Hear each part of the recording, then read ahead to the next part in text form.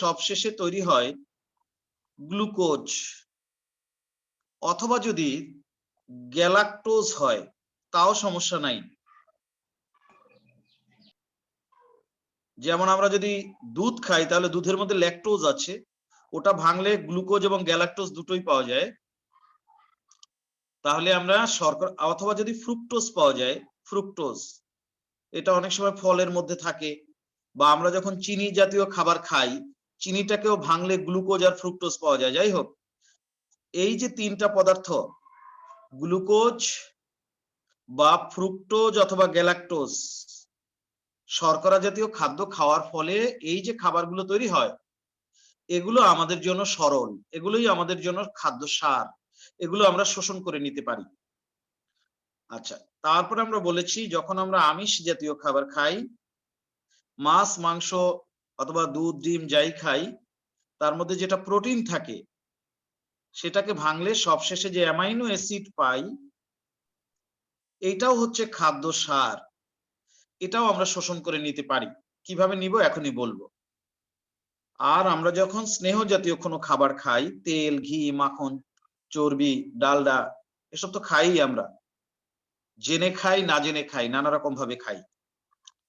তো এই সমস্ত স্নেহ জাতীয় খাবার পরিপাকের শেষে তৈরি হয় ফ্যাটি অ্যাসিড প্লাস গ্লিসারল। এই উপাদান দুটো হচ্ছে সরল, এই উপাদান দুইটা আমরা শোষণ করতে পারি। কিভাবে করতে পারি সেটা আমরা দেখব। আমাদের প্রথম আইটেমটা হয়ে গেছে শর্করা শোষণ। এবার আমরা লিখবো নাম্বার 2। কালকে আমরা লিখেছিলাম শর্করা শোষণ, আজকে আমরা নাম্বার 2 লিখব আমিষ শোষণ। এবং একটুখানি জানতে চাই, তোমরা কি ওই যে খাদ্য পরিপাক তার টোটাল পদ্ধতিটা তোমরা কি নিজেদের নোট খাতায় নোট করেছো? জি স্যার।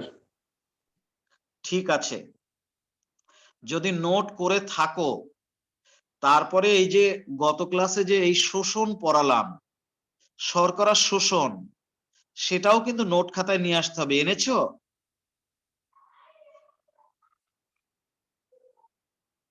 জি স্যার। রাসায়নিক পরিপাকের পরে, রাসায়নিক পরিপাক আমি যেভাবে তোমাদের ইনস্ট্রাকশন দিয়েছি গত ক্লাসে, সেইভাবে তোমরা নোট খাতায় তোলার কথা। তারপরে খাদ্য সার শোষণ, যেটা আমরা গত ক্লাসে পড়তে শুরু করেছিলাম, সেইটাও নোট খাতায় আসবে। সেই খাদ্য সার শোষণের প্রথম আইটেম শর্করা শোষণ, এটা তোমাদের নোট খাতায় থাকার কথা। তার আগে রাসায়নিক পরিপাকটা থাকার কথা। রাসায়নিক পরিপাকের একদম সবগুলো এনজাইম, তাদের বিক্রিয়া সহ, হ্যাঁ, যেভাবে আমি লেখাইছি রাফ খাতায়, তারপরে আমি আবার ইনস্ট্রাকশনও দিয়েছি, সেইভাবে রাসায়নিক পরিপাক লেখা শেষ হয়ে যাওয়ার পরে খাদ্য সার শোষণ এই হেডিংটা আসার কথা। সেই হেডিং এর আন্ডারে 1 নম্বরে শর্করা শোষণ, সেটা শেষ হয়ে যাওয়ার কথা। তাহলে এখন আমরা 2 নম্বরে আমিষ শোষণ, এটা আমাদের নোট খাতায় আসবে। আমি কি পড়ার সিকোয়েন্সটা ধরাতে পেরেছি কিনা? জি স্যার। আমি তোমাদের তো কাউকে দেখতে পাচ্ছি না, তোমাদের নোট খাতায় কিভাবে নোট করছো তাও জানি না। সরাসরি যখন পড়বা তখন তো নোট খাতা গিয়ে কাছে গিয়ে দেখবো যে কিভাবে লিখতেছো নোট করতেছো। এখন তো দূরে বসে বুঝতে পারছি না। তো আমি যা বলছি সেই অনুযায়ী তোমাদের নোটটা সাজানো ঠিক আছে কিনা বলো। জি স্যার। ঠিক আছে, তাহলে এবার 2 নম্বরে লেখো আমিষ শোষণ। খুব সিম্পল কথা, এক্ষুনি নোটটা দিচ্ছি। আমরা জানি সমস্ত শোষণের কাজ করবে ক্ষুদ্রান্ত্রের ভিলাই। এটা মনে করো একটা ভিলাই। আমরা জানি ক্ষুদ্রান্ত্রের যে ভিলাই, তার একদম সবার বাইরের যে স্তরটা, সবশেষের যে স্তর, সেটাকে বলা হয় মিউকোসা স্তর। মিউকোসা স্তর। আমরা এও জানি এই মিউকোসা স্তর, এখানে নানা রকমের কোষ আছে। এক ধরনের কোষের নাম হচ্ছে অ্যাবজর্পটিভ কোষ, অ্যাবজর্পটিভ সেল। আমরা এই কোষটাই আসলে শোষণ করবে। যে কোনো এখানে একাধিক অ্যাবজর্পটিভ কোষ আছে, যে কোনো একটাকে তুমি দেখাতে পারো। আর আমাদের এও মনে রাখতে হবে ক্ষুদ্রান্ত্রের প্রত্যেকটা ভিলাইয়ের ভেতরে ৩টা বাহিকা থাকে, নল থাকে। ৩টা নল থাকে। ৩টা নল কি? একটা হচ্ছে শিরা, একদিক দিয়ে ধমনী ঢোকে, ঢুকে অনেকগুলো শাখা প্রশাখায় বিভক্ত হয়, আবার সেই শাখা প্রশাখাগুলো একত্রিত হয়ে শিরা নামে ভিলাইয়ের ভেতর থেকে বের হয়ে আসে। যে কারণে এই ধমনী, এটা হবে একটা রক্তবাহিকা, আর বের হয়ে যায় যেটা শিরা, সেটাও হবে একটা রক্তবাহিকা। প্রত্যেকটা ভিলাইয়ের ভেতরে এভাবে ধমনী ঢুকবে, শিরা বের হয়ে যাবে। আর এছাড়াও আরো একটা বাহিকা আছে এই ধমনী আর শিরার মাঝখানে, সেটা অবস্থান করে। ওটাকে বলে লসিকা বাহিকা। লসিকা বাহিকা। আমরা একটা ভিলাইকে লম্বচ্ছেদ করলে কেমন দেখায় সেই ছবি এর আগের দিনও দেখেছিলাম। এখন একটা নজর দেখে যাই। এক নজরে আর কতই বা সময় লাগবে, তাই না? একটা নজরে আর এমন কি বা সময় লাগবে? এই যে একটা ভিলাই, একটা ভিলাইয়ের ভেতরে আমরা কি দেখতে পাচ্ছি? ডান পাশে লিখছে, দেখো ওটা আর্টারি। আর্টারি মানে হচ্ছে ধমনী। এই যে এটা হচ্ছে মনে করো ধমনী। এটা ঢোকার পরে ভিলাইয়ের ভেতরে অনেকগুলো শাখা প্রশাখায় বিভক্ত হয়ে এই শিরা এটা বের হয়ে যায়। আর এই যে একটা সাদা রঙের নল ওরা এঁকেছে, এটাও একটা বাহিকা। এটার মধ্যে লসিকা নামক একটা তরল পদার্থ আছে সাদা বর্ণের, সেইটা চলাচল করে। তবে এই লসিকা জিনিসটা তোমার স্নেহ শোষণের সাথে জড়িত। আমরা যখন স্নেহ জাতীয় খাদ্য পরিপাকের ফলে ফ্যাটি অ্যাসিড এবং গ্লিসারল তৈরি করব, সেইটা শোষণ করবে এই লসিকা।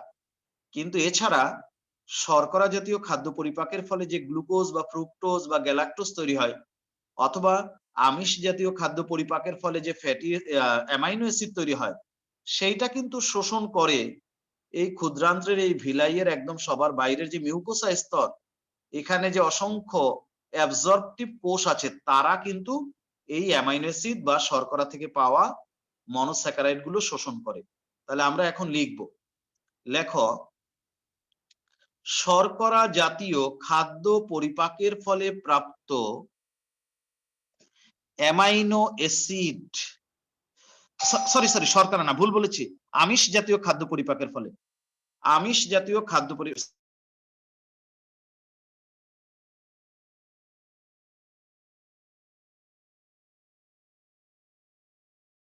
সরি আমি ভুল বলে ফেলেছি, শর্করা না, আমিষ, আমিষ জাতীয়, প্রথম শব্দটাই ভুল বলে ফেললাম। আমিষ জাতীয় খাদ্য পরিপাকের ফলে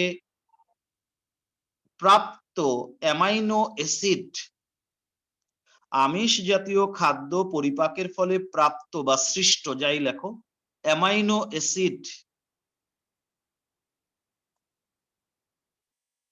লিখেছো লাইনটা? আমিষ জাতীয় খাদ্য পরিপাকের ফলে প্রাপ্ত অ্যামাইনো অ্যাসিড, লিখছো কথাটা? জি স্যার।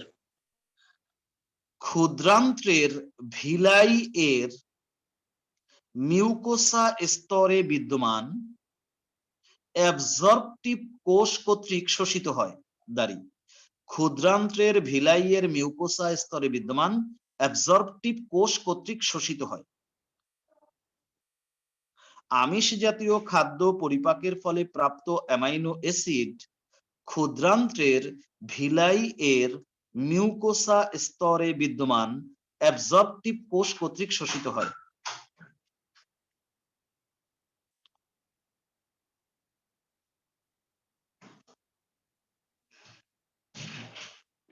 কি লিখছো?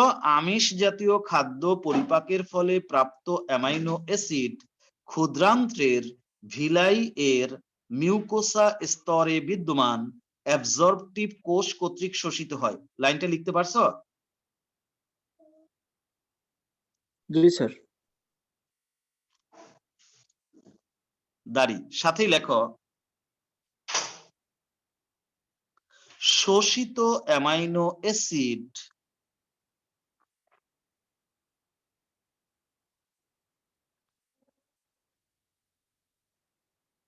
শোষিত অ্যামাইনো অ্যাসিড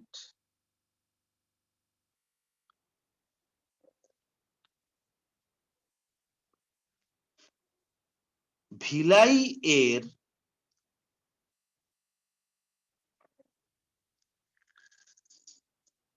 শোষিত অ্যামাইনো অ্যাসিড ভিলাই এর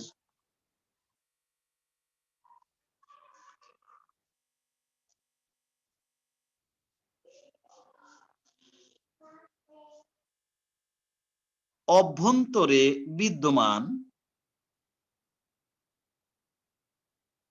রক্ত জালিকার রক্তের সাথে মিশে যায়।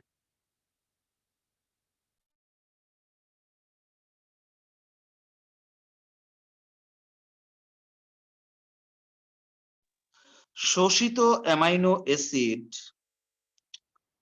ক্ষুদ্রান্ত্রের ভিলাই এর অভ্যন্তরে বিদ্যমান রক্ত জালিকার রক্তের সাথে মিশে যায়।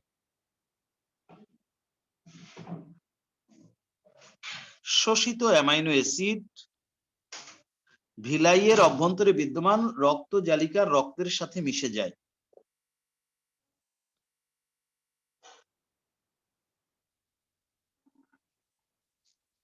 লিখছ?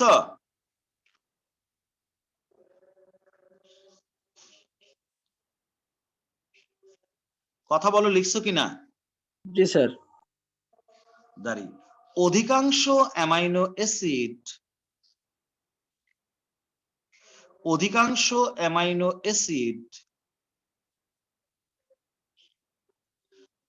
যকৃতের অভ্যন্তরে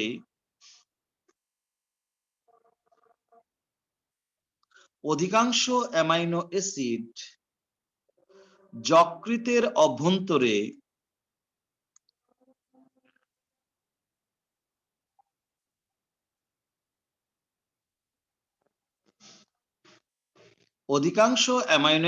যকৃতের অভ্যন্তরে ভেঙে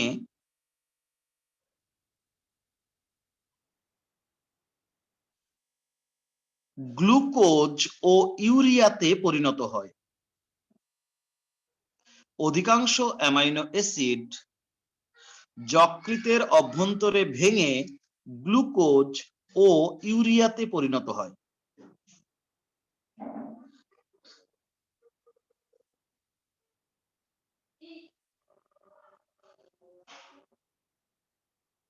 দাঁড়ি সাথে লেখো অধিকাংশ অ্যামাইনো অ্যাসিড যকৃতের অভ্যন্তরে ভেঙে গ্লুকোজ ও ইউরিয়াতে পরিণত হয়। লিখছ?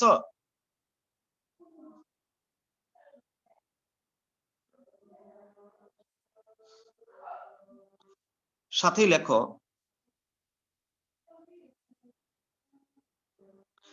চিংড়ি, কাঁকড়া ইত্যাদি প্রাণীর দেহে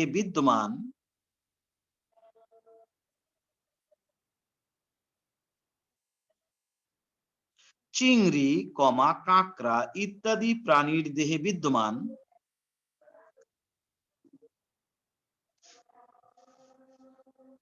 এই শব্দটা লেখো ফ্যাট সলিউবল চিংড়ি, কাঁকড়া ইত্যাদি প্রাণীর দেহে বিদ্যমান ফ্যাট সলিউবল প্রোটিন সমূহ চিংড়ি, কাঁকড়া ইত্যাদি প্রাণীর দেহে বিদ্যমান ফ্যাট সলিউবল প্রোটিন সমূহ অনেক সময় চিংড়ি, কাঁকড়া ইত্যাদি প্রাণীর দেহে বিদ্যমান ফ্যাট সলিউবল প্রোটিন সমূহ অনেক সময় স্যার আপনার কি ভিডিও অফ করা? কেন না, আমি তো কথা বলছি, তুমি শুনতে পাচ্ছ না? স্যার ভিডিওর কথা বলছি। ভিডিও তো অফ করে রাখছি, এই যে ছবিটা সামনে রাখছি সেই জন্য। লেখা লাগবে ভিডিওতে, মানে খাতায় এনে লিখতে হবে কিছু। চিংড়ি, কাঁকড়া ইত্যাদি প্রাণীর দেহে বিদ্যমান ফ্যাট সলিউবল প্রোটিন সমূহ অনেক সময় পরিপাক ছাড়াই সরাসরি ভিলাই দ্বারা শোষিত হয়ে রক্তে মিশে যায়। চিংড়ি, কাঁকড়া ইত্যাদি প্রাণীর দেহে বিদ্যমান ফ্যাট সলিউবল প্রোটিন সমূহ অনেক সময় পরিপাক ছাড়াই ভিলাই সমূহ কর্তৃক সরাসরি শোষিত হয় বা সরাসরি শোষিত হয়ে রক্তে মিশে যায়। চিংড়ি, কাঁকড়া ইত্যাদি প্রাণীর দেহে বিদ্যমান ফ্যাট সলিউবল প্রোটিন সমূহ অনেক সময় পরিপাক ছাড়াই ভিলাই দ্বারা সরাসরি শোষিত হয়ে রক্তে মিশে যায়।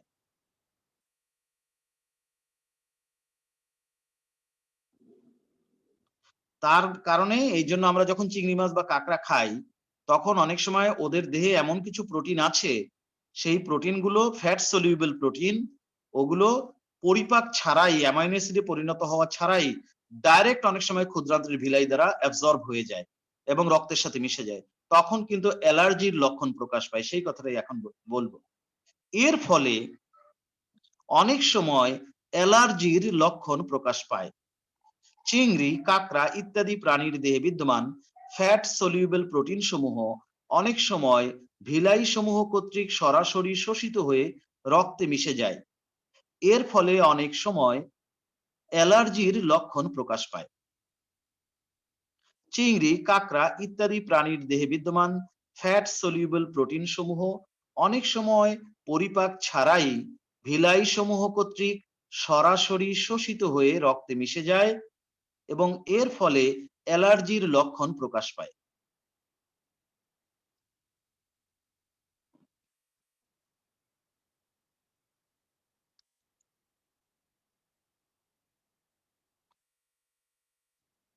লিখতে পারছো কিনা বলো সবাই? জি স্যার। আচ্ছা, আরেকটা কথা লিখবো, লিখে আমি নামাজে যাব। থাইরয়েড গ্রন্থি থেকে নির্গত থাইরক্সিন হরমোন, থাইরয়েড গ্রন্থি থেকে নির্গত থাইরক্সিন হরমোন ভিলাই সমূহকে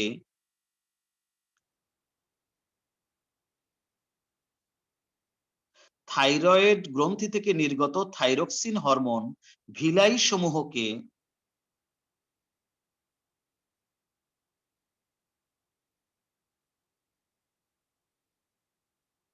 অ্যামাইনো অ্যাসিড শোষণে উদ্বুদ্ধ করে। থাইরয়েড গ্রন্থি থেকে নির্গত থাইরক্সিন হরমোন ভিলাই সমূহকে অ্যামাইনো অ্যাসিড শোষণে উদ্বুদ্ধ করে। লিখতে পারছো?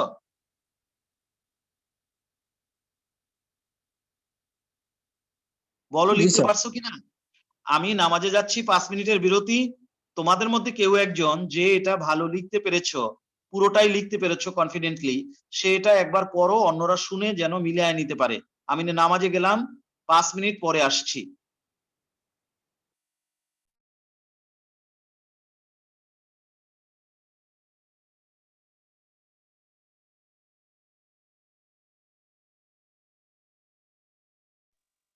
একজন একটু পড়ো, পড়ে শোনাও, অন্যরা একটু মিলায় নাও, আমি নামাজে গেলাম।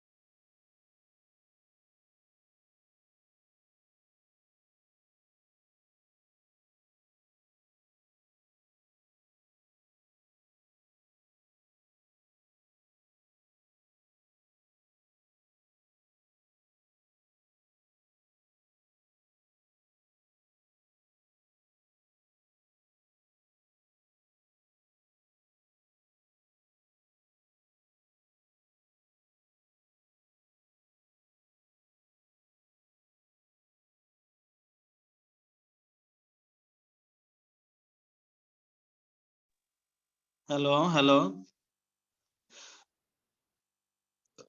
হ্যালো, শোনা যায়? হ্যালো, জি স্যার। আচ্ছা, একজনকে তো বলছিলাম একটু মিলায় নেওয়ার জন্য। একজন একটু বললে, পড়লে, একটু শুনলে অন্যরা একটু মিলায় নিতে পারতো তো, ভালো হতো না তাহলে? কেউ একজন বলো না একটুখানি।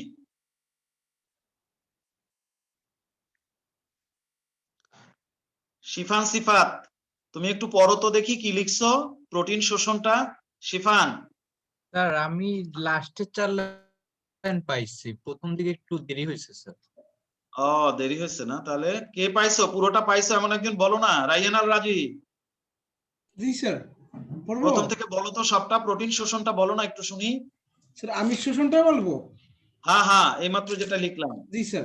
আমিষ জাতীয় খাদ্য পরিপাকের ফলে প্রাপ্ত অ্যামাইনো অ্যাসিড ক্ষুদ্রান্তের ভিলের মিউকোসা স্তরে বিদ্যমান অ্যাবজর্পটিভ কোষ কর্তৃক শোষিত হয়। শোষিত অ্যামাইনো অ্যাসিড ভিলের অভ্যন্তরে বিদ্যমান রক্তজালিকার রক্তের সাথে মিশে যায়। অধিকাংশ অ্যামাইনো অ্যাসিড যকৃতের অভ্যন্তরে ভেঙে গ্লুকোজ ও ইউরিয়াতে পরিণত হয়। চিংড়ি, কাঁকড়া ইত্যাদি প্রাণীর দেহে বিদ্যমান ফ্যাট সলিউবল প্রোটিন সমূহ অনেক সময় পরিপাক ছাড়াই ভিলাই সমূহ দ্বারা সরাসরি শোষিত হয়ে রক্তে মিশে যায়। এর ফলে অনেক সময় অ্যালার্জির লক্ষণ প্রকাশ পায়। থাইরয়েড গ্রন্থি থেকে নির্গত থাইরক্সিন হরমোন ভিলাই সমূহকে অ্যামাইনো অ্যাসিড শোষণে উদ্বুদ্ধ করে। হ্যাঁ, সুন্দর হয়েছে, ঠিক আছে, জি স্যার। ভুল হয় নাই। সবার সাথে মিলছে কিনা জানি না। ও যেটা বললো সেটা যদি সবার সাথে মেলে তাহলে ঠিক আছে। বুঝতে পারছো সবাই? জি স্যার। আচ্ছা, ঠিক আছে। তারপরে ও যে বললো সেটা তো আমাদের এই যে রেকর্ডেও থাকবে। যার যার অসুবিধা হচ্ছে, শুনতে পাও নাই বা দেরি করে আসছো, সে কিন্তু ক্লাসের পরে আমাকে ইনবক্সে নক করবে, আমি রেকর্ড তাকে দিয়ে দিব। এমনিতে গ্রুপে জেনারেলি রেকর্ড দিতে চাই না, বুঝতে পারছো? অনেকে আছে তাহলে আর ক্লাস করতে চায় না। এই জন্য রেকর্ড অবশ্যই করছি, কিন্তু যার প্রয়োজন সে যেন আমাকে ইনবক্সে নক করবা, এই ক্লাসের পরপরই আমি তাকে দিয়ে দিব, তাহলে সে আবার মিলিয়ে নিতে পারবা। ঠিক আছে তো? আচ্ছা, এবার শোনো, এবার আমরা পড়বো হচ্ছে স্নেহ শোষণ, নাম্বার 3। স্নেহ শোষণ মানে লিপিড অ্যাবজর্পশন। এইখানে একটু কথা আছে। এই কি বলা যায়, লিপিড অ্যাবজর্পশনটা একটু একটু ডিফারেন্ট অন্যগুলোর চেয়ে। কিভাবে ডিফারেন্ট শোনো। তোমার এটা মনে করো একটা কি বলা যায় অ্যাবজর্পটিভ কোষ, এটা একটা অ্যাবজর্পটিভ কোষ, বুঝতে পারছো?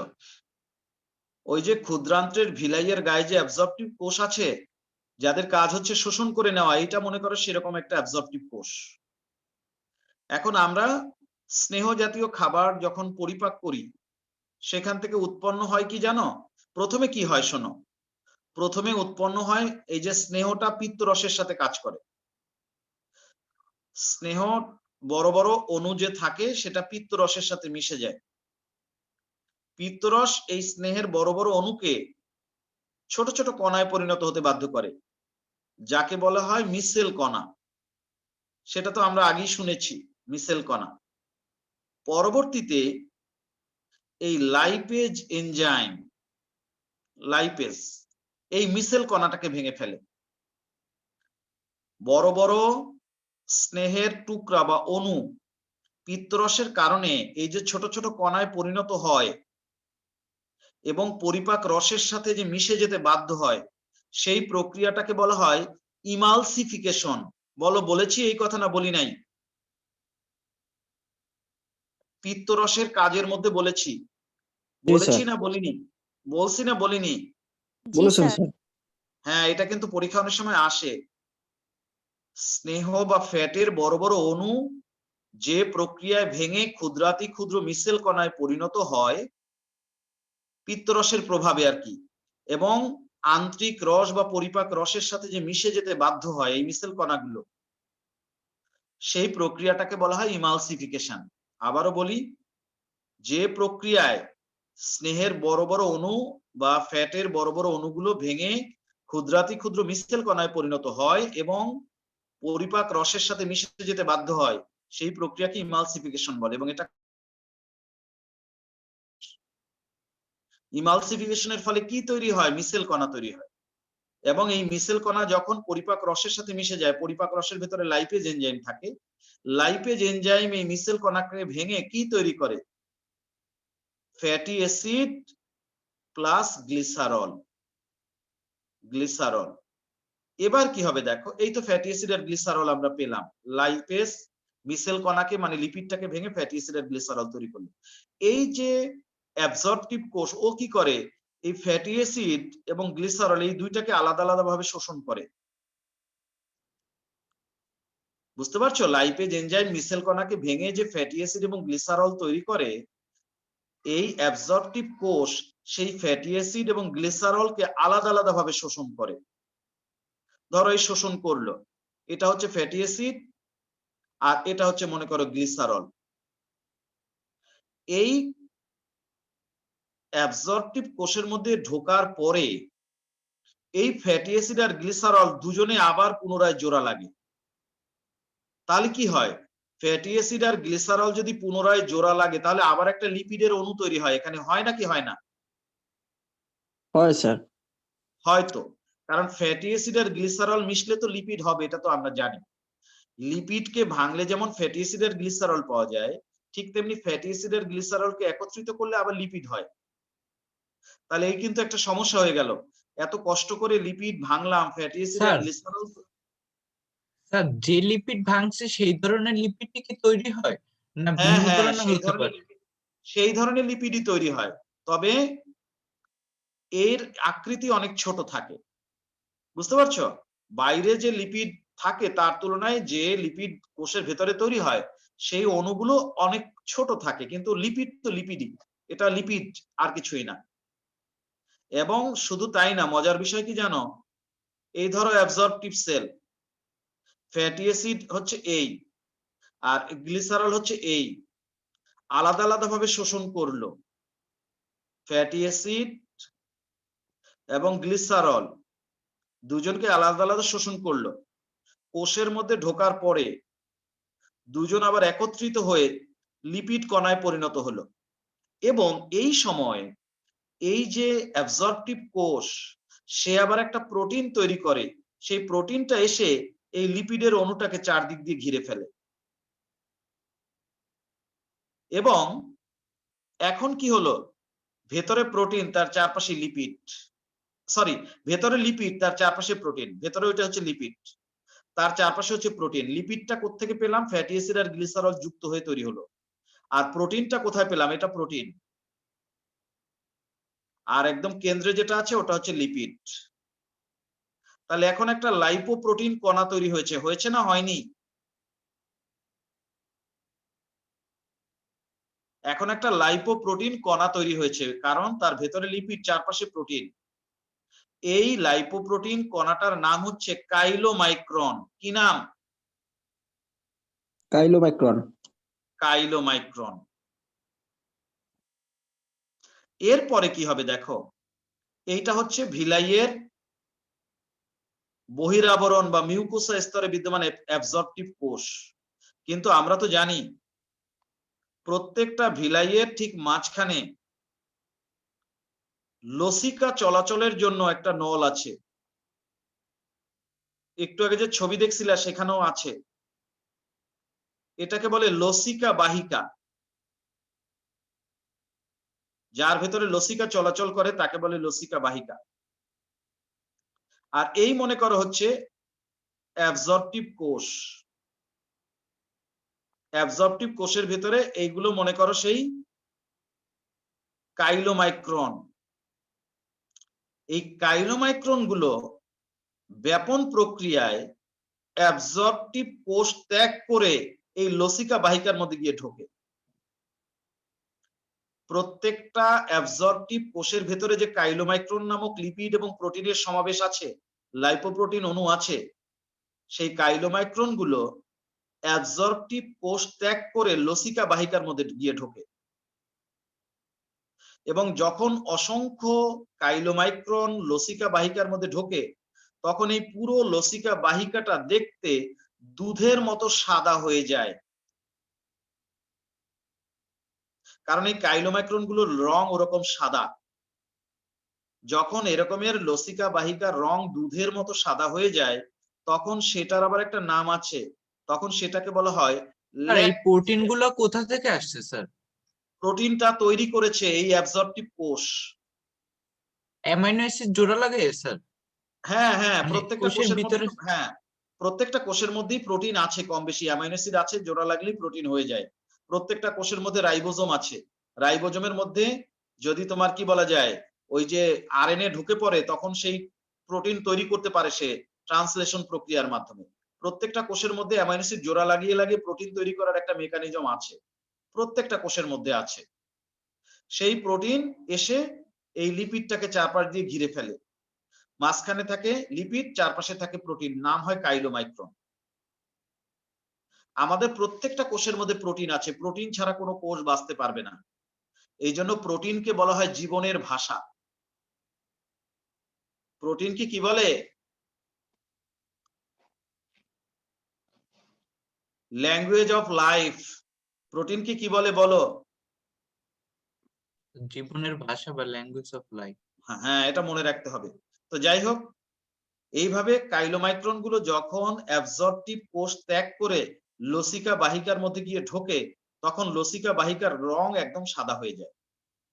এখানে একটা বিশেষভাবে মানে মনোযোগ দিয়ে বোঝার বিষয়, শর্করা থেকে যে খাবারটা আমরা পাই, গ্লুকোজ বা গ্যালাক্টোজ বা ফ্রুক্টোজ, সেটা কিন্তু ঢোকে রক্তের মধ্যে। অথবা আমরা আমিষ জাতীয় খাদ্য থেকে যেটা পাই অ্যামাইনো অ্যাসিড, সেটাও কিন্তু গিয়ে ঢোকে রক্তের মধ্যে। কিন্তু স্নেহ জাতীয় খাদ্য থেকে আমরা যেটা পাই ফ্যাটি অ্যাসিড আর গ্লিসারল, সেটা জোড়া লেগে হয় কাইলোমাইক্রন। সেটা কি রক্তের মধ্যে ঢোকে নাকি লসিকার মধ্যে ঢোকে বলো? লসিকার মধ্যে। হ্যাঁ, এটা একটা গুরুত্বপূর্ণ পার্থক্য। এতে করে একটা ঝামেলা লেগে যায়। এই লসিকা গুলো কিন্তু চলাচলের জন্য আলাদা পথ আছে। তখন ওই কাইলোমাইক্রন গুলো এই লসিকার মধ্যে দিয়ে চলতে চলতে চলতে চলতে বেশিরভাগ ক্ষেত্রে এই কাইলোমাইক্রন শরীরের মধ্যে বিভিন্ন কোষের ফাঁকে ফাঁকে যে মেদ আছে না, মেদ যাকে আমরা ফ্যাট বলি, স্কিনের নিচে অথবা বিভিন্ন কোষের ফাঁকে ফাঁকে ফ্যাট জমে, যেখানে কাইলোমাইক্রন গুলো গিয়ে সেখানে জমতে থাকে এবং ভবিষ্যতের খাদ্য হিসেবে সঞ্চিত হতে থাকে, যেটার নাম হয় মেদ বা চর্বি। ত্বকের নিচে বেশিরভাগ ক্ষেত্রেই এই মেদ বা চর্বি জমতে থাকে। কখনো কখনো এই মেদ বা চর্বির কিছু কিছু কণা, কিছু কিছু কাইলোমাইক্রন ভেঙে আবার ফ্যাটি অ্যাসিড এবং গ্লিসারল হয়ে যেতে পারে। কখন? যখন আমরা না খেয়ে থাকি, রক্তের মধ্যে গ্লুকোজের খুব সংকট, ওরকম সময় কিছু কিছু কাইলোমাইক্রন আবার ভেঙে ফ্যাটি অ্যাসিড এবং গ্লিসারলে পরিণত হতে পারে। তখন এই ফ্যাটি অ্যাসিড আর গ্লিসারল আবার গ্লুকাগন হরমোনের সাহায্যে গ্লুকোজে রূপান্তরিত হতে পারে, আর গ্লুকোজটা ভেঙে তখন আমরা এনার্জি প্রডিউস করি। কিন্তু এটা হয় খুব কম সংখ্যক কাইলোমাইক্রনের ক্ষেত্রে। অধিকাংশ কাইলোমাইক্রন এইভাবে চর্বি হিসেবে জমতে থাকে আমাদের শরীরের মধ্যে। তাহলে তেল, ঘি, মাখন এগুলো কি খাওয়া ভালো না খারাপ? খারাপ। কারণ এটা খুব বেশি ভেঙে গ্লুকোজ তৈরি হয় না, বেশিরভাগটাই মেদ হিসেবে শরীরের মধ্যে সঞ্চিত হতে থাকে। এই কারণে লিপিড বা স্নেহ জাতীয় খাবার বেশি খাওয়া ভালো নয়। এবার বলো, আমি যা আলোচনা করেছি সেটা বুঝছো কিনা? আমি আবার সংক্ষেপে বলি, কোনো কঠিন কিছু ভাবার দরকার নাই। আমার স্নেহ জাতীয় খাদ্য ভেঙে আমি পাই মিসেল কণা, মিসেল কণা লাইপেজ দ্বারা ভেঙে তৈরি হয় ফ্যাটি অ্যাসিড আর গ্লিসারল। আমি ওই পিছনে কিভাবে ভাঙে ওটা কথা বলবো না, ওটা তো পরিপাকের অংশ। এখন আমি শোষণের কথা বলবো। আমি বলবো যে লিপিড জাতীয় খাদ্য লাইপেজের সাহায্যে ভেঙে ফ্যাটি অ্যাসিড আর গ্লিসারলে পরিণত হয়। আমার অ্যাবজর্পটিভ সেল ফ্যাটি অ্যাসিড এবং গ্লিসারলটাকে আলাদাভাবে শোষণ করে। আমি এখান থেকে শুরু করব। ফ্যাটি অ্যাসিড আর গ্লিসারল অ্যাবজর্পটিভ কোষের মধ্যে ঢুকে পুনরায় জোড়া লাগে, জোড়া লেগে আবার লিপিড অণুতে পরিণত হয়। অ্যাবজর্পটিভ কোষের এক প্রকার নিজস্ব প্রোটিন এসে লিপিডটাকে চারপাশ দিয়ে ঘিরে ফেলে, ফলে একটা কাইলোমাইক্রন নামক লাইপোপ্রোটিন অণু তৈরি হয়। এই কাইলোমাইক্রন গুলো অ্যাবজর্পটিভ কোষ ত্যাগ করে লসিকা বাহিকার মধ্যে ঢোকে। তখন লসিকা বাহিকার রং সাদা হয়ে যায় দুধের মতো, যাকে ল্যাকটিয়েল বলে। তারপর আমি বলবো এই কাইলোমাইক্রন গুলো লসিকা বাহিকার মাধ্যমে সারা দেহে ছড়িয়ে পড়ে, যার অল্প কিছু সংখ্যক কাইলোমাইক্রন ভেঙে পুনরায় ফ্যাটি অ্যাসিড আর গ্লিসারল তৈরি হয়। ফ্যাটি অ্যাসিড আর গ্লিসারল থেকে গ্লুকোজ তৈরি হতে পারে। আর অধিকাংশ কাইলোমাইক্রন ত্বকের নিচে বা বিভিন্ন পেশির মাঝে মাঝে ফ্যাট বা মেদ হিসেবে জমতে থাকে। এই কথাগুলো আমি বলবো, এই কথাগুলো না বুঝলে বলো। আমি কি লেখাবো সেটা এখন বললাম, তার মধ্যে না বোঝার কিছু থাকলে বলো। লেখার সময় কিন্তু কোনো কথা বলতে পারবো না, না বুঝলে এখন বলো।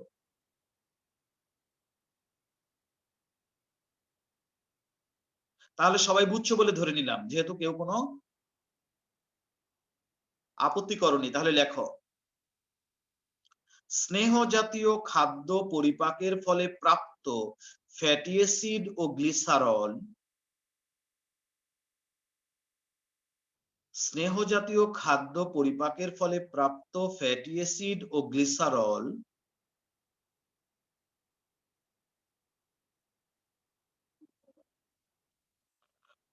ক্ষুদ্রান্ত্রের ভিলাইয়ের অ্যাবজর্পটিভ কোষ কর্তৃক পৃথকভাবে শোষিত হয়। ক্ষুদ্রান্ত্রের ভিলাইয়ের অ্যাবজর্পটিভ কোষ কর্তৃক পৃথকভাবে শোষিত হয়।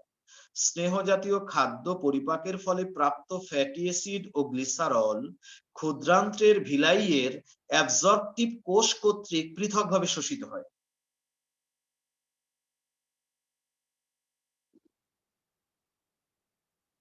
আমিনা রওশন তাহা কি লিখছি লাইনটা বলো। জি স্যার, স্নেহ জাতীয় খাদ্য পরিপাকের ফলে প্রাপ্ত ফ্যাটি অ্যাসিড ও গ্লিসারল ক্ষুদ্রান্তের ভিলাইয়ের অ্যাবজর্পটিভ কোষ কর্তৃক পৃথকভাবে শোষিত হয়। Thank you. সাথেই লেখো,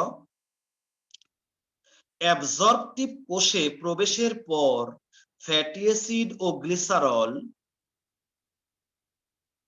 অ্যাবজর্পটিভ কোষে প্রবেশের পর ফ্যাটি অ্যাসিড ও গ্লিসারল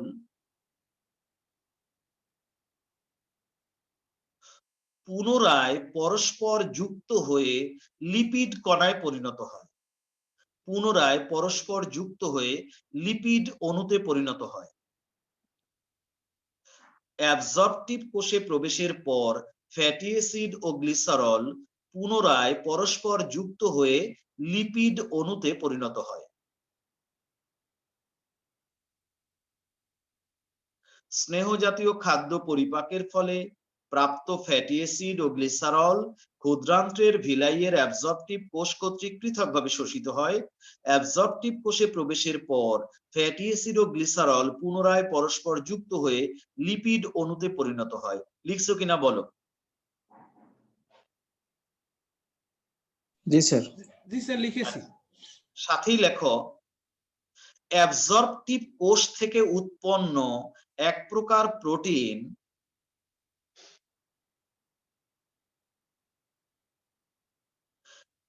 অ্যাবজর্পটিভ কোষ থেকে উৎপন্ন এক প্রকার প্রোটিন এই লিপিড অণুসমূহকে বেষ্টন করে ফেলে।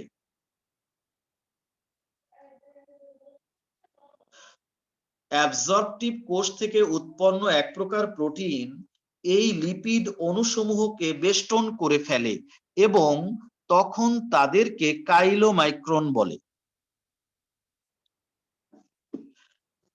অ্যাবজর্পটিভ কোষ থেকে উৎপন্ন এক প্রকার প্রোটিন এই লিপিড অণুসমূহকে বেষ্টন করে ফেলে এবং তখন তাদেরকে কাইলোমাইক্রন বলে। কাইলোমাইক্রন শব্দটা এই যে দেখো লেখা আছে।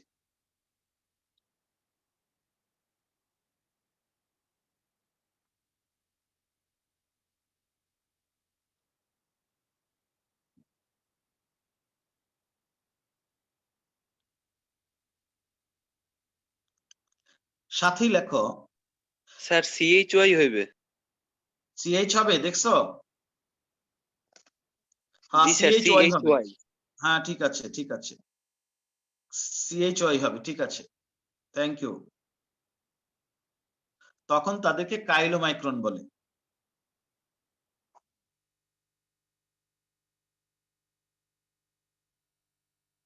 লিখতে পারছো? জি স্যার। দাঁড়ি সাথে লেখো কাইলোমাইক্রন সমূহ ভিলাইয়ের কেন্দ্রে বিদ্যমান লসিকা বাহিকায় প্রবেশ করে। কাইলোমাইক্রন সমূহ ভিলাইয়ের কেন্দ্রে বিদ্যমান লসিকা বাহিকায় প্রবেশ করে।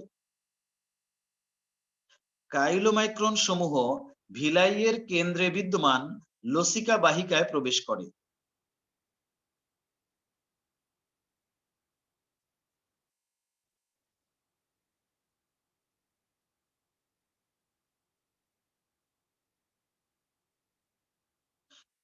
কাইলোমাইক্রন সমূহ ভিলাইয়ের কেন্দ্রে বিদ্যমান লসিকা বাহিকায় প্রবেশ করে।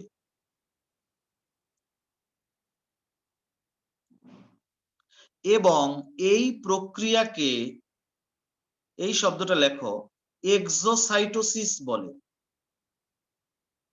এবং এই প্রক্রিয়াকে এক্সোসাইটোসিস বলে। এই দেখো শব্দটা আছে এখানে। যে প্রক্রিয়ায় কাইলোমাইক্রন সমূহ অ্যাবজর্পটিভ কোষ ত্যাগ করে লসিকা বাহিকায় প্রবেশ করে সেই প্রক্রিয়াকে এক্সোসাইটোসিস বলে। কাইলোমাইক্রন সমূহ অ্যাবজর্পটিভ কোষ ত্যাগ করে লসিকা বাহিকায় প্রবেশ করে এবং এই প্রক্রিয়াকে এক্সোসাইটোসিস বলে। যদি তোমার কাছে প্রশ্ন করে এক্সোসাইটোসিস কাকে বলে, তুমি কি লিখতে পারবা?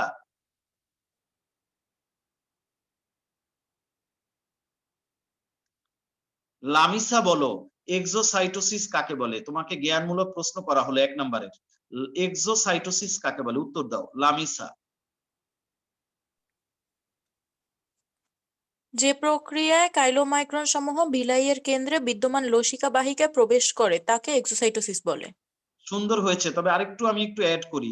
যে প্রক্রিয়ায় কাইলোমাইক্রন সমূহ অ্যাবজর্পটিভ কোষ ত্যাগ করে, অ্যাবজর্পটিভ কোষ ত্যাগ করে কথাটা একটু বলবা। যে প্রক্রিয়ায় কাইলোমাইক্রন সমূহ অ্যাবজর্পটিভ কোষ ত্যাগ করে লসিকা বাহিকায় প্রবেশ করে তাকে এক্সোসাইটোসিস বলে। ঠিক আছে মামনি? জি স্যার। ঠিক আছে। অন্যরাও পারবে তো যদি প্রশ্ন করে এক্সোসাইটোসিস কাকে বলে?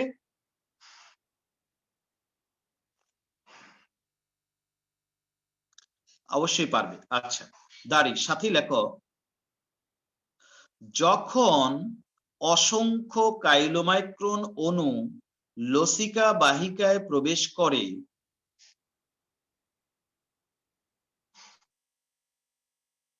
যখন অসংখ্য কাইলোমাইক্রন অণু লসিকা বাহিকায় প্রবেশ করে তখন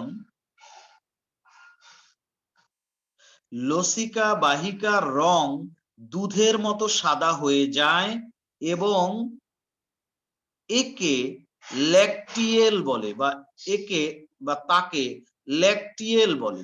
অসংখ্য কাইলোমাইক্রন অণু যখন লসিকা বাহিকায় প্রবেশ করে তখন লসিকা বাহিকার রং দুধের মতো সাদা হয়ে যায়, যাকে ল্যাকটিয়েল বলে। যাকে লেখো তাহলে ভালো হবে, যাকে ল্যাকটিয়েল বলে। অর্থাৎ ওই দুধের মতো সাদা লসিকা বাহিকাটার নাম হয়ে যায় ল্যাকটিয়েল। অসংখ্য কাইলোমাইক্রন অণু যখন লসিকা বাহিকায় প্রবেশ করে তখন লসিকা বাহিকার রং দুধের মতো সাদা হয়ে যায়, যাকে ল্যাকটিয়েল বলে।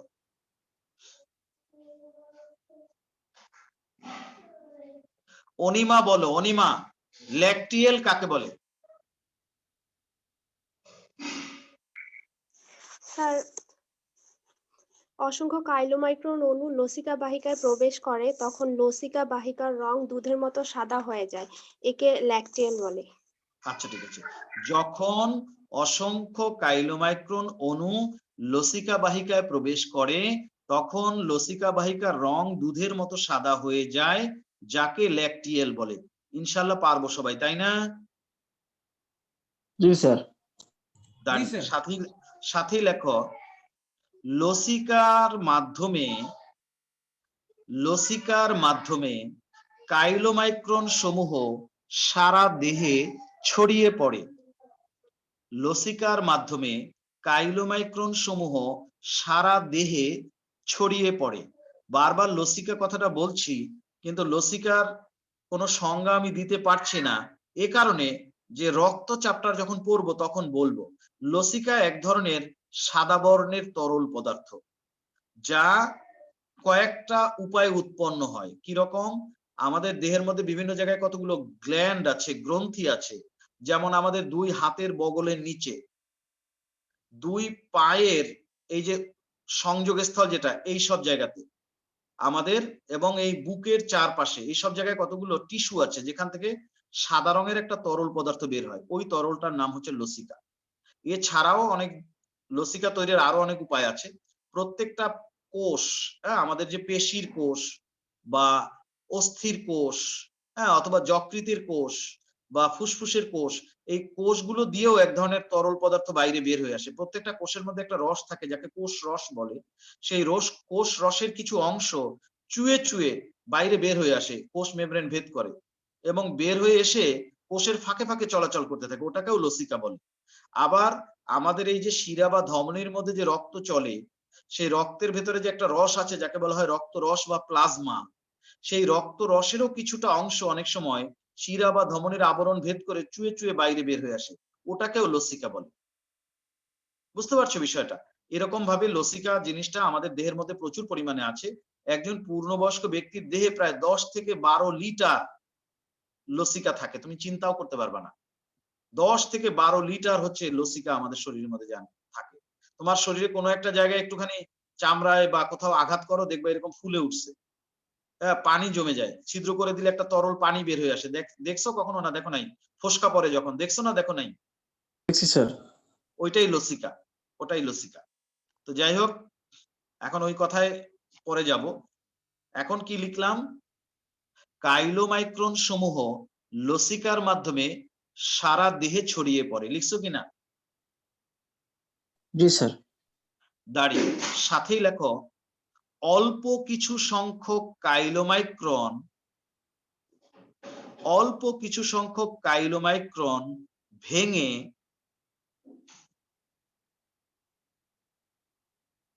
অল্প কিছু সংখ্যক কাইলোমাইক্রন ভেঙে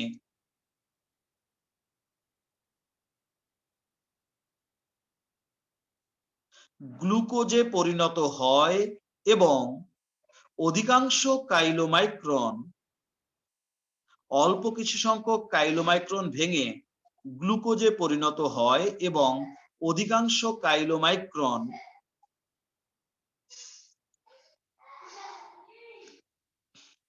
মেদ হিসেবে, অধিকাংশ কাইলোমাইক্রন মেদ, মেদ বা ফ্যাট যেটাকে আমরা বলি, অধিকাংশ কাইলোমাইক্রন মেদ, ব্র্যাকেটে লিখতে পারো ফ্যাট হিসেবে,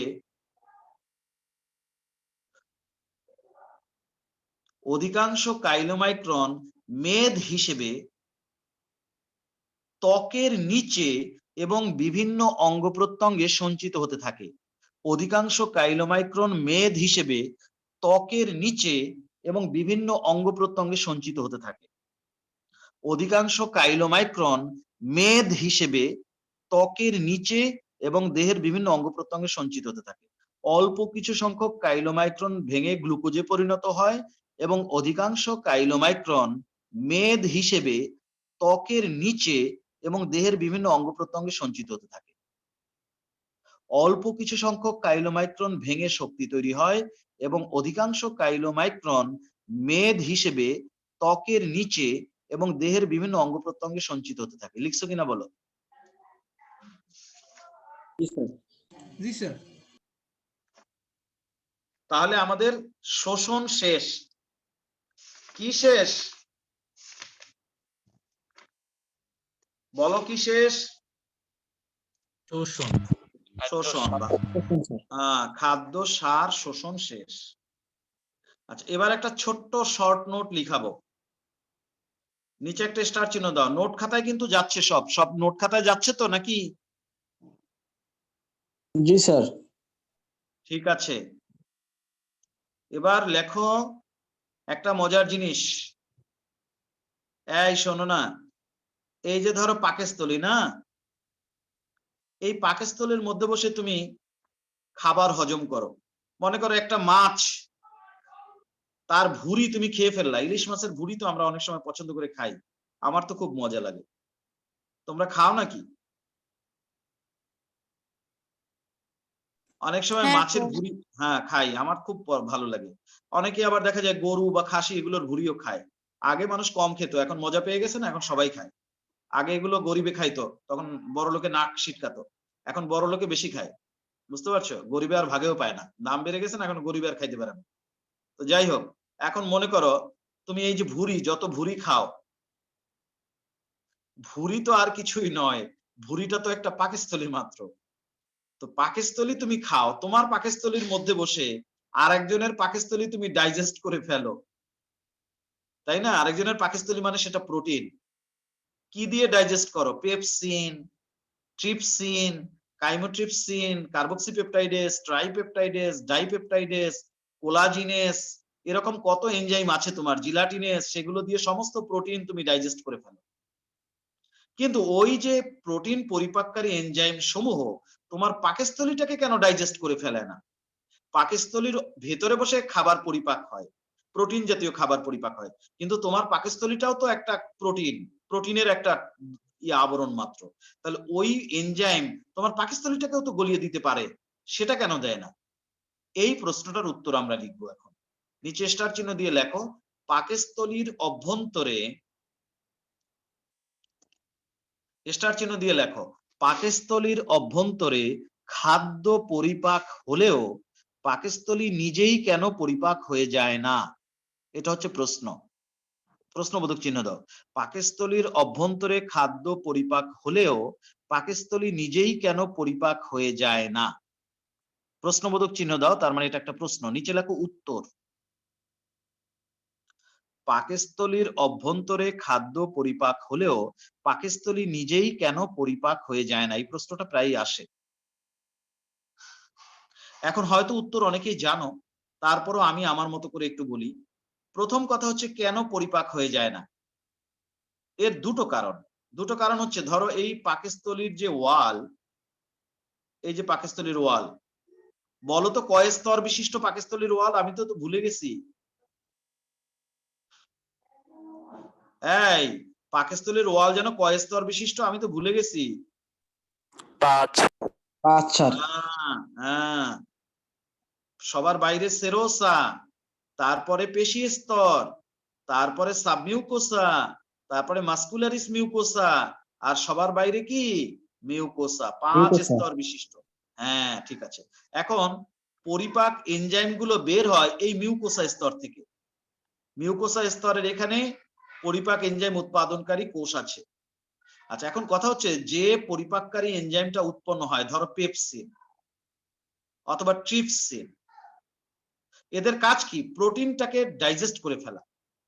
কিন্তু যখন একটা কোষের ভেতর থেকে বের হয়, সেই কোষটাও তো একটা প্রোটিন, তাহলে সেই কোষটাকে কেন সে ডাইজেস্ট বা গলিয়ে ফেলে না? উৎপাদনের সময় উৎপন্ন হতে থাকবে, মনে করো এটা একটা কোষ, এই কোষের ভেতরে পরিপাক এনজাইম তৈরি হচ্ছে, পেপসিন বা ট্রিপসিন, কিন্তু এখানে বসে যখন সে উৎপন্ন হচ্ছে, তারপর সে বাইরে বের হয়ে আসতেছে, বাইরে বসে প্রোটিনটা হজম করতেছে, কিন্তু ভেতর থেকে যখন বের হয় তখন সে এই কোষটাকে কেন গলিয়ে দেয় না? কারণ হচ্ছে এই, যখন এই কোষের ভেতরে এনজাইমটা উৎপন্ন হয় তখন সে থাকে নিষ্ক্রিয়। বাইরে যখন বের হয়, বের হয়ে যখন হাইড্রোক্লোরিক অ্যাসিডের সাথে তার দেখা হয়, তখন সে হয় সক্রিয়। এই পেপসিন কিন্তু নাম থাকে পেপসিনোজেন, যখন প্রথম উৎপন্ন হয় তখন থাকে নাম পেপসিনোজেন, সেটা কিন্তু নিষ্ক্রিয় দশা। ট্রিপসিনের নাম থাকে ট্রিপসিনোজেন, সেটা কিন্তু নিষ্ক্রিয় দশা। এ কারণে যখন নিষ্ক্রিয় থাকে তখন সে ত্বকের বা এই কোষের কোনো ক্ষতি করে না। বের হয়ে যাওয়ার পরে যখন হাইড্রোক্লোরিক অ্যাসিডের সাথে মেশে, তখন পেপসিনোজেনটা হয়ে যায় সক্রিয় পেপসিন, ট্রিপসিনোজেনটা হয়ে যায় সক্রিয় ট্রিপসিন, তখন এখানে এসে তো ট্রিপসিন হয়ে গেল। তাহলে তখন কি আবার সে চেষ্টা করে না যে এই কোষটার কাছাকাছি গিয়ে আমি ওকে গলিয়ে ফেলবো? চেষ্টা তো করেই, কিন্তু পারে না। কেন? কারণ এখানে মিউকাসের একটা স্তর আছে। আমরা জানি মিউকোসা স্তরে প্রচুর পরিমাণে মিউকাস নামক পিচ্ছিল পদার্থ তৈরি হয়। এই পাকস্থলীর একদম মিউকোসা স্তরের চারপাশে এই মিউকাস নামক পিচ্ছিল পদার্থের একটা স্তর থাকে। ওই স্তর ভেদ করে সক্রিয় এনজাইমটা চাইলেও পুনরায় পাকস্থলীর ওয়ালের সাথে লাগতে পারে না। লাগতে পারে না বলেই তাকে ছিদ্র করতে পারে না। যদি লাগতে পারতো তাহলে ছিদ্র করে ফেলতো, গলিয়ে ফেলতো। সক্রিয় এনজাইমটা যখন পুনরায় পাকস্থলীর আবরণ বা প্রাচীরের সাথে সংলগ্ন হতে চায়, তখন এই মিউকাস নামক পিচ্ছিল পদার্থের কারণে সে আর পাকস্থলীর ওয়ালের সাথে যুক্ত হতে পারে না। এ কারণেই তার কোনো ছিদ্র সে করতে পারে না, গলিয়ে ফেলতে পারে না। বুঝছো নাকি বোঝো নাই? বুঝছি স্যার। সবাই বুঝছো না?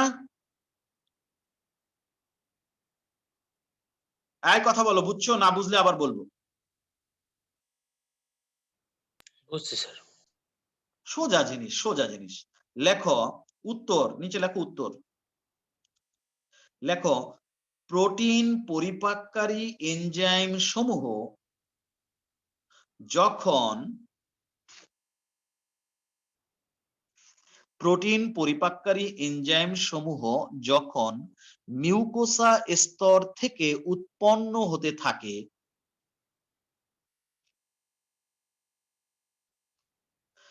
প্রোটিন পরিপাককারী এনজাইম সমূহ যখন মিউকোসা স্তর থেকে উৎপন্ন হতে থাকে, তখন তারা সবাই নিষ্ক্রিয় এনজাইম হিসেবে উৎপন্ন হয়। তখন তারা সবাই নিষ্ক্রিয় এনজাইম হিসেবে উৎপন্ন হয়। প্রোটিন পরিপাককারী এনজাইম সমূহ যখন মিউকোসা স্তর থেকে উৎপন্ন হতে থাকে, তখন তারা সবাই নিষ্ক্রিয় এনজাইম হিসেবে উৎপন্ন হয়।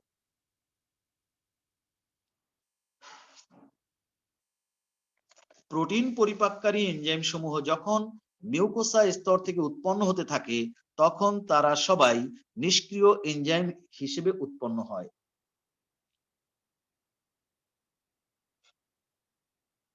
লিখছ? জি স্যার। দাঁড়ি দাঁড়ি। পরবর্তীতে HCl মানে হাইড্রোক্লোরিক অ্যাসিড, পরবর্তীতে HCl এর সাথে মিশে এই এনজাইম সমূহ যখন সক্রিয় হয়,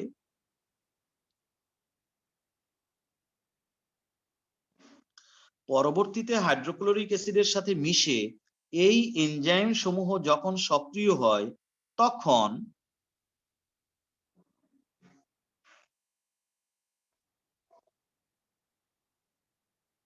পরবর্তীতে হাইড্রোক্লোরিক অ্যাসিডের সাথে মিশে এই এনজাইম সমূহ যখন সক্রিয় হয়, তখন মিউকাস নামক পিচ্ছিল পদার্থ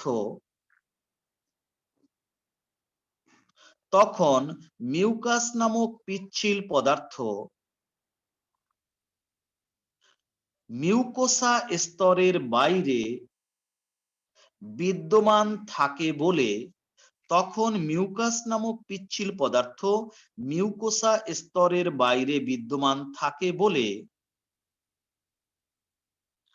তখন মিউকাস নামক পিচ্ছিল পদার্থ মিউকোসা স্তরের বাইরে বিদ্যমান থাকে বলে ওই এনজাইম সমূহ পুনরায়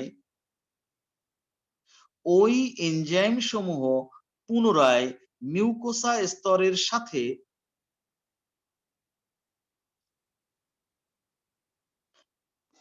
তখন ওই এনজাইম সমূহ পুনরায় মিউকোসা স্তরের সাথে সংলগ্ন হতে পারে না। তখন ওই এনজাইম সমূহ পুনরায় মিউকোসা স্তরের সাথে সংলগ্ন হতে পারে না।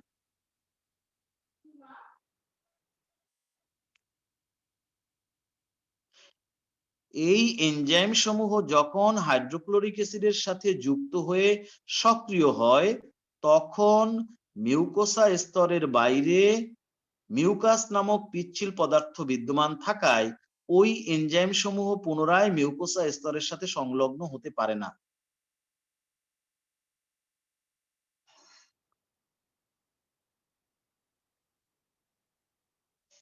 এ কারণেই পাকস্থলীর অভ্যন্তরে খাদ্য পরিপাক হলেও ওই এনজাইম সমূহ পাকস্থলীর কোনো ক্ষতি করতে পারে না।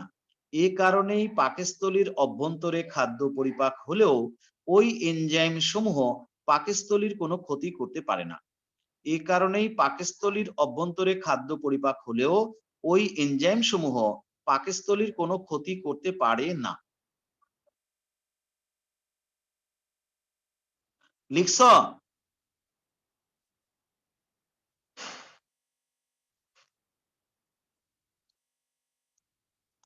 এ কারণেই পাকস্থলীর অভ্যন্তরে খাদ্য পরিপাক হলেও ওই এনজাইম সমূহ পাকস্থলীর কোনো ক্ষতি করতে পারে না। লিখছো কিনা বলো?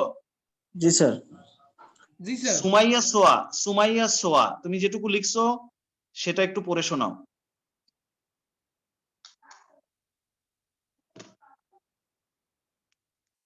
সুমাইয়া সোয়াকে পড়তে বলছি।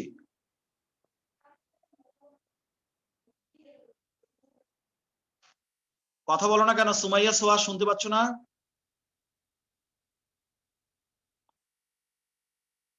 মহুয়া হাবিবা পড়ে শোনাও। জি স্যার। পাকস্থলীর অভ্যন্তরে খাদ্য পরিপাক হলেও পাকস্থলী নিজেই পরিপাক হয় না কেন? উত্তর, প্রোটিন পরিপাককারী এনজাইম সমূহ যখন মিউকোসা স্তর থেকে উৎপন্ন হয় তখন তারা সবাই নিষ্ক্রিয় এনজাইম হিসেবে উৎপন্ন হয়। পরবর্তীতে হাইড্রোক্লোরিক অ্যাসিডের সাথে মিশে ওই এনজাইম সমূহ যখন সক্রিয় হয় তখন মিউকাস নামক পিচ্ছিল পদার্থ মিউকোসা স্তরের বাইরে বিদ্যমান থাকে বলে ওই এনজাইম সমূহ পুনরায় মিউকোসা স্তরের সাথে সংলগ্ন হতে পারে না। এ কারণেই পাকস্থলীর অভ্যন্তরে খাদ্য পরিপাক হলেও ওই এনজাইম সমূহ পাকস্থলীর কোনো ক্ষতি করতে পারে না। Thank you. আজকের পড়া এইটুকুই। সবাই ভালো থাকো। আল্লাহ হাফেজ। স্যার আসসালামু আলাইকুম। আসসালামু আলাইকুম।